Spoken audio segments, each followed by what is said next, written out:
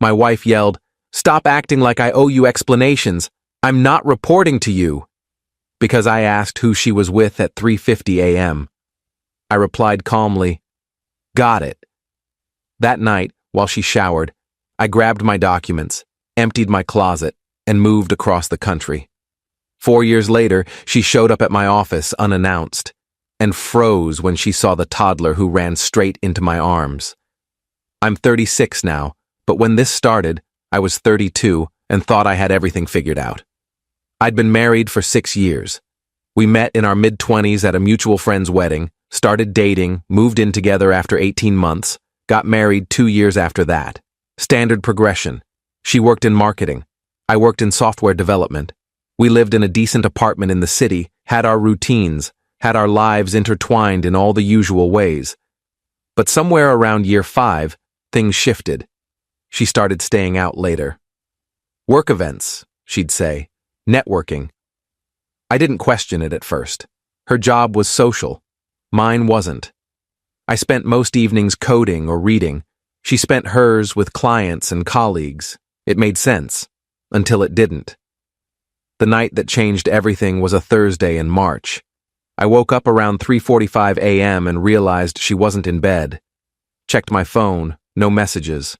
I got up, walked through the apartment. Empty.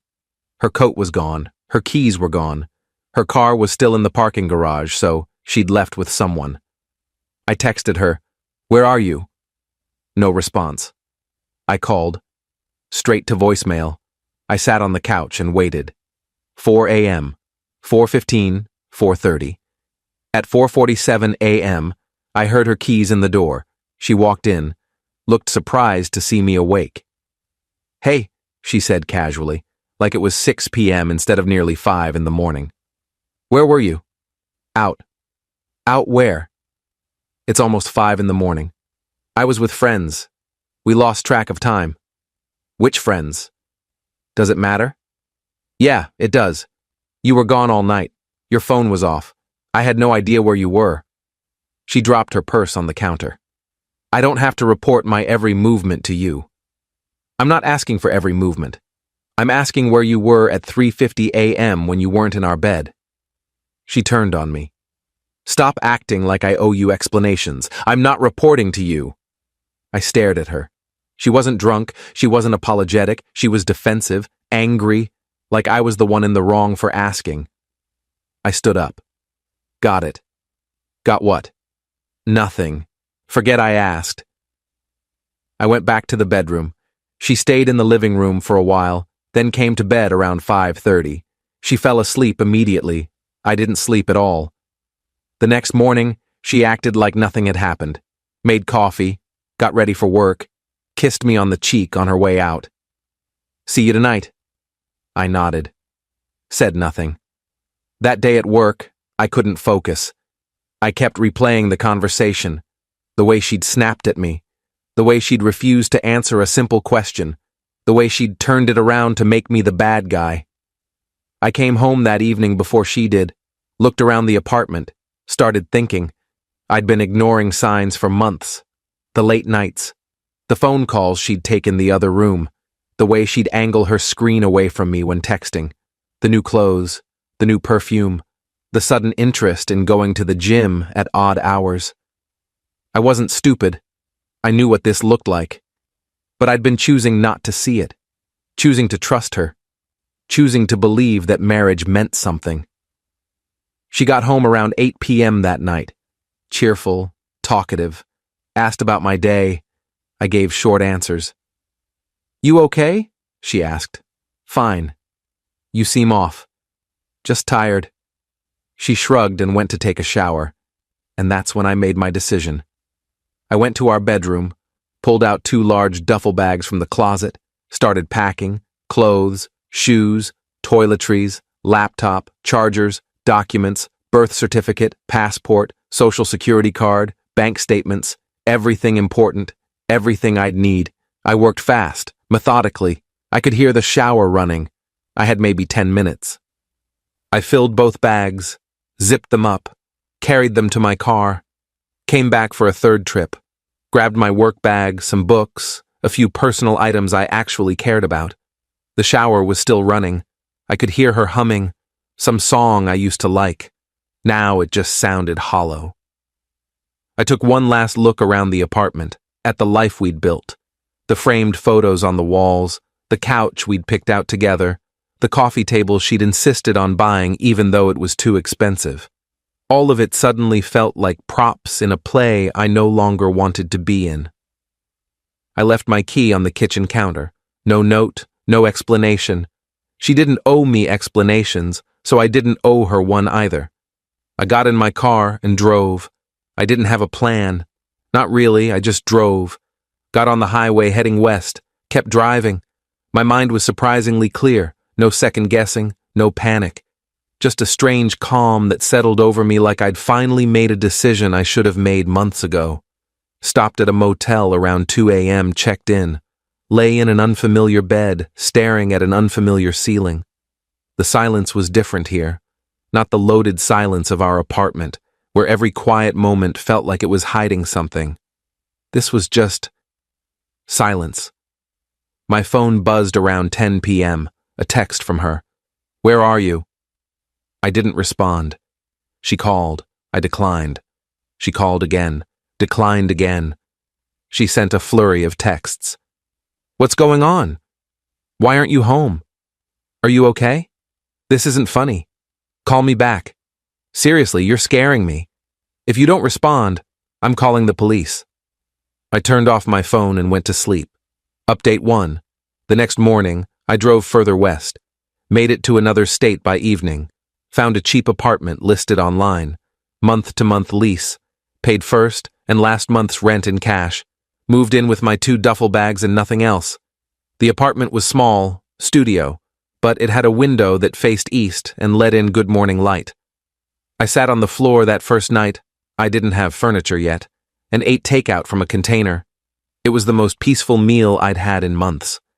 I turned my phone back on. 73 messages, 42 missed calls, voicemails I didn't listen to. I sent one text. "I'm fine. Don't contact me again." She called immediately. I blocked her number. She called from a different number. Blocked that too. She sent emails. I set up a filter to automatically delete anything from her address. Over the next few days, she tried everything. Emails from different accounts, messages through social media. She even got her sister to contact me. I blocked them all. I wasn't interested in explanations, wasn't interested in apologies, wasn't interested in anything she had to say. I called my job, told them I was taking a leave of absence, family emergency. They were understanding, gave me 2 weeks. During those 2 weeks, I applied for remote positions with companies across the country, got 3 offers, accepted one from a company based on the West Coast, full remote, good pay, benefits, start date in a month. I used that month to rebuild. I signed the lease on a better apartment, 1 bedroom, nice area, quiet neighborhood with tree-lined streets. I bought furniture, set up my workspace, got a gym membership, started running every morning. I opened new bank accounts, transferred half our joint savings, what I was legally entitled to, left her half alone, didn't touch anything that would complicate things. I filed for divorce, had the papers sent to our old apartment, didn't ask for anything except a clean split, no alimony, no shared assets beyond splitting what we'd saved, just wanted it done. I started my new job. It was good, challenging. My team was spread across different time zones, so I never felt isolated. I threw myself into the work, took on extra projects, volunteered for the difficult assignments no one else wanted. 6 weeks after I left, my phone rang from an unknown number. Against my better judgment, I answered. "Hello? It's me." I recognized her voice immediately. "How did you get this number?" "I called your work. They gave me your new contact info.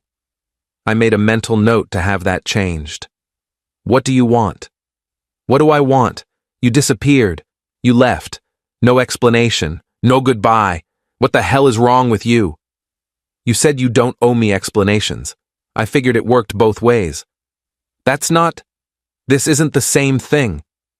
Isn't it?" You left me. You were already gone. Silence on the other end. I could hear her breathing, trying to compose herself. I got the divorce papers, she said finally. Good. We need to talk about this. There's nothing to talk about. Sign them or don't. I don't care. You can't just throw away 6 years. I'm not throwing away anything. I'm walking away from someone who thought marriage meant she could do whatever she wanted without consequence. I didn't cheat on you. Then where were you at 3:50 a.m.? More silence. That's what I thought, I said. Sign the papers. Move on. I have. I hung up. She tried calling back. I blocked that number too. Update 2. 3 months later, the divorce was finalized. She'd signed the papers without contesting anything. My lawyer said she'd seemed resigned, defeated, came into his office, signed everything in under 15 minutes, and left without saying a word. I felt nothing when he told me.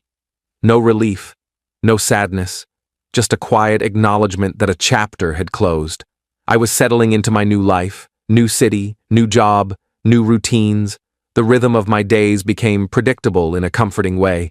Wake up at 6 a.m., run 5 miles, shower, coffee, work until 5 p.m., gym, dinner, read or watch something, bed by 11. I joined a gym, started running, made a few friends at work. Well, work acquaintances who I'd video chat with during virtual happy hours. Went on a couple dates, nothing serious, just testing the waters, seeing if I remembered how to connect with someone new. The dates were fine, nice people, good conversations, but I wasn't ready. I'd realize halfway through dinner that I was comparing everything to my ex, the way she laughed, the way she ordered food, the way she'd touch my arm when she was making a point. I hated that she still had that space in my head. One evening, I was at a coffee shop downtown when a woman sat down at the table next to mine. We made eye contact. She smiled. I smiled back. Good book? She asked, nodding at what I was reading. Yeah, actually. You read it? Loved it. The ending destroyed me. We started talking. She was a teacher, 4th grade. Moved to the city 2 years ago from the Midwest. Loved hiking and terrible reality TV and trying new restaurants. We talked for 2 hours. When the coffee shop closed, we exchanged numbers. I don't usually do this, she said, but you seem nice. Would you want to get dinner sometime? Yeah, I'd like that. We went on a date the following week. Then another. Then another. By month 4, we were seeing each other regularly. By month 6, we were serious. She knew I was divorced. I told her the basics. Married young, grew apart, ended badly. She didn't push for details. I appreciated that. When I was ready, about 8 months in, I told her the whole story. The night my ex came home at 5 a.m. The fight. The way I left.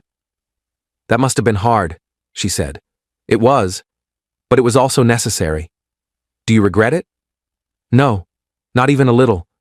She squeezed my hand. Good. You deserve better than that. A year into dating, we moved in together. She was patient with me, understanding when I'd get quiet, gave me space when I needed it, celebrated small victories, my promotion at work, my first 10K run, the day I realized I'd gone a whole week without thinking about my ex. 2 years into dating, I proposed. We were hiking, something we did most weekends. Reached the summit of a trail we'd been planning to do for months. The view was incredible. Mountains stretching out in every direction. Sky so blue it almost hurt to look at. I got down on one knee. I know we said we'd take things slow, but I can't imagine my life without you. Will you marry me? She said yes. We got married in a small ceremony. Just close friends and family. Her parents, her sister, a few colleagues from both our jobs. My parents had passed years ago, so it was a smaller gathering on my side, but it felt right. Intimate, real. The ceremony was outdoors, simple vows, nothing elaborate, just promises we meant to keep. When the officiant pronounced us married, I kissed her and felt like my life had finally started. like everything before was just prologue. 6 months after the wedding, she told me she was pregnant. I cried, happy tears, the kind I didn't know I was capable of anymore. We called her parents. They cried too. Her mother kept saying, "I'm so happy for you both. So happy." The pregnancy was smooth. She had some morning sickness in the first trimester, but after that she felt great. We took classes, read books, set up the nursery, argued good-naturedly about names, took photos of her growing belly every week. Our daughter was born on a Tuesday in April, 7 pounds, 3 ounces. Perfect. I held her in the hospital and felt like my entire world had shifted, like everything I thought I knew about love was just practice for this moment. Update 3. 4 years after I left my first wife, I was managing a team at my company. We'd grown significantly. I'd been promoted twice. We'd moved to a house in the suburbs, 3 bedrooms, a yard, a swing set my daughter loved. Life was good, stable, happy. The kind of happy that doesn't announce itself, but just exists in the background of everything. Morning coffee with my wife, my daughter's laughter, the way she'd run to the door when I got home from the office on the days I went in. Speaking of which, I'd started going into the office 2 days a week for meetings. We'd opened a local branch, and I preferred face-to-face for certain discussions.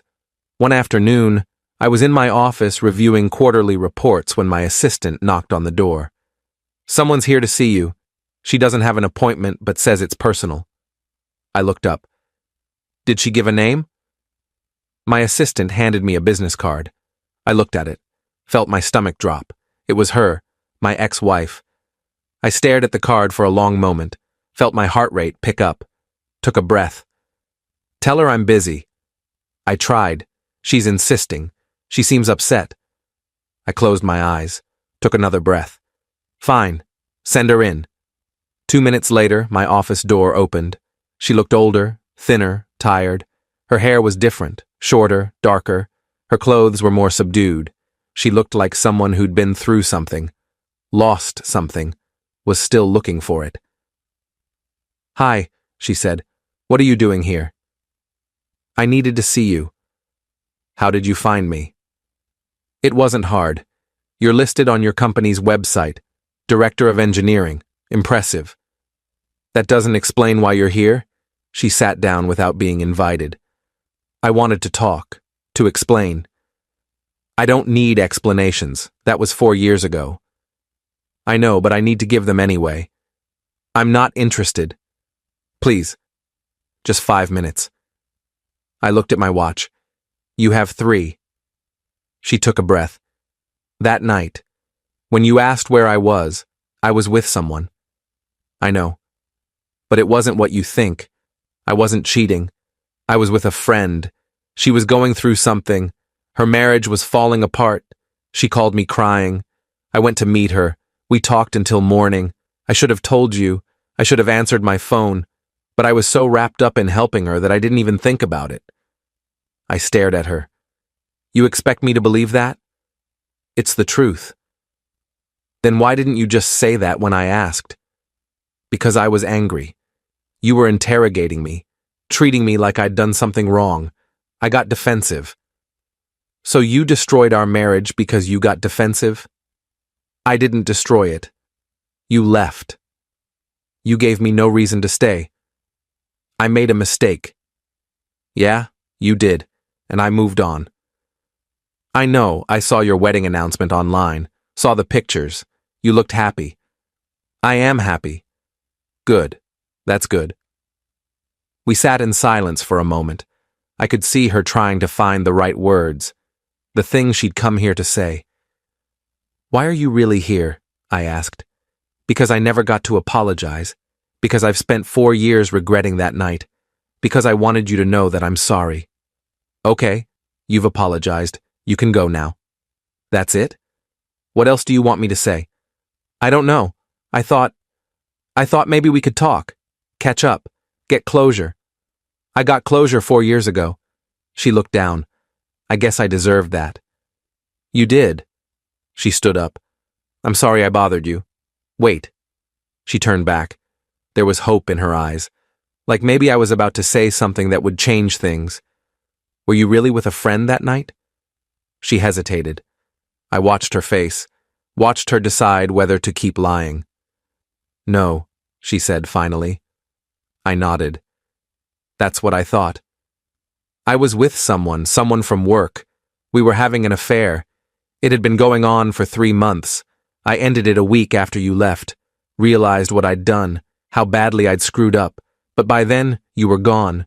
You'd blocked me, filed for divorce. I couldn't fix it. You couldn't fix it because there was nothing to fix. You broke it beyond repair. I know. Good. Now you can leave. She walked toward the door, stopped with her hand on the handle. Are you happy? Really? Yeah, I am. Good. You deserve that. She opened the door, and that's when my daughter came running down the hallway. My wife must have brought her by for a surprise visit. She did that sometimes when she was nearby running errands. My daughter burst into my office. Daddy! I picked her up, spun her around. She giggled that pure, uninhibited giggle that 3-year-olds have, the kind that makes everything else disappear. I looked at my ex. She was frozen in the doorway, staring at us. Her face went pale. You have a daughter? Yeah. How old? 3. She did the math in her head. Realized I'd moved on within a year of leaving her. You moved on fast. I moved on to something real. There's a difference. My wife appeared in the doorway behind my ex. She looked between us. Read the situation immediately. She was good at that. Hi, my wife said calmly, pleasantly. You must be his ex. My ex nodded. Couldn't seem to find words. I was just leaving, she managed finally. Safe travels, my wife said with a smile that didn't quite reach her eyes. My ex walked out, didn't look back. I watched her disappear down the hallway and felt absolutely nothing. No anger, no satisfaction, nothing. My wife came in and closed the door. My daughter was playing with a pen on my desk. You okay? My wife asked. I nodded. Yeah, I'm okay. What did she want? Closure, I think. Did you give it to her? I gave her the truth. That's all she gets. My wife kissed my forehead. Good. You want to grab lunch? The 3 of us? Yeah, that sounds perfect. Final update. That was 6 months ago. I haven't heard from my ex since. Don't expect to. Don't want to. My daughter starts preschool next month. My wife is pregnant again, this time with a boy. We found out 2 weeks ago. We're talking about moving to a bigger house, maybe getting a dog. Normal, boring, happy life stuff. The kind of stuff I never thought I'd have. The kind of stuff I didn't know I wanted until I had it. Sometimes I think about that night 4 years ago.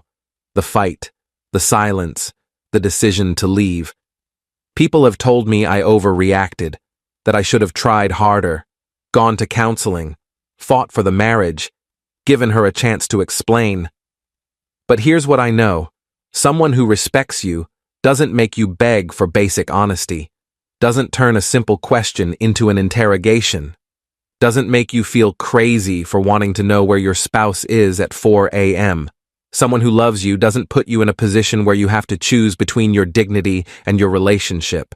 I don't regret leaving, not for a second, because leaving led me here, to a woman who answers her phone, who tells me when she'll be late, who treats me like a partner instead of a warden, who never makes me wonder or question or doubt, to a life where I'm not wondering, not questioning, not lying awake at night waiting for keys in the door, not checking her phone when she's in the shower, not analyzing every word she says for hidden meanings. My ex wanted closure.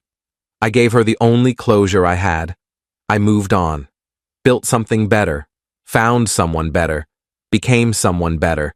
And when she showed up trying to rewrite history, trying to make herself the victim, trying to get me to forgive her so she could forgive herself, I had the one thing she couldn't argue with: proof that I made the right choice.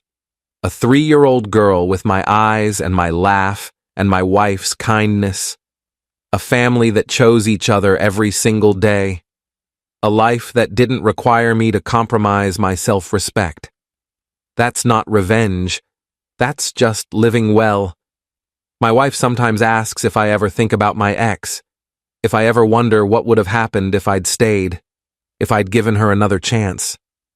No, I tell her honestly, because staying would have meant accepting less than I deserved, and I would have missed out on you, on this, on our family. I wouldn't trade this for anything. She smiles and kisses me. Good answer. And it is, because it's true. Edit 1. A lot of people are asking if I ever found out who she was really with that night. I did eventually, through a mutual acquaintance about 2 years after the divorce. It was her boss, married guy, 3 kids. They had an affair for about 6 months total. His wife found out around the same time my divorce finalized. He lost his job and his marriage too. My ex left that company shortly after. Don't know where she ended up. Don't care to. Edit 2. For those wondering about the logistics of leaving that fast, I'd been freelancing on the side for about a year before everything happened, so I had some savings built up separately. That gave me the cushion I needed to make a quick exit and survive until the new job started. I also didn't take anything that would complicate the divorce. Left furniture, joint purchases, everything that would require negotiation. Made it clean, made it fast, made it final. Edit 3. Someone asked if my current wife knows the full story. Yes. We talked about it in depth before we got serious. She appreciated that I was honest about what happened and why I left the way I did. She said it showed her I had boundaries and self-respect, that I wouldn't tolerate disrespect, even from someone I loved. Apparently, that was attractive to her. Who knew?